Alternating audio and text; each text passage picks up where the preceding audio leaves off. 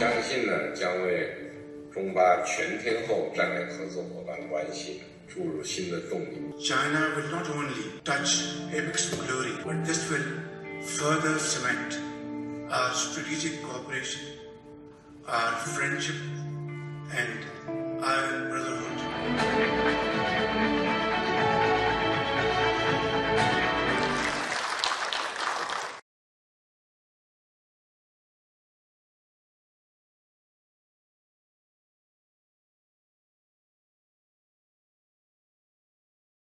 The 96th anniversary of the founding of the People's Liberation Army today here.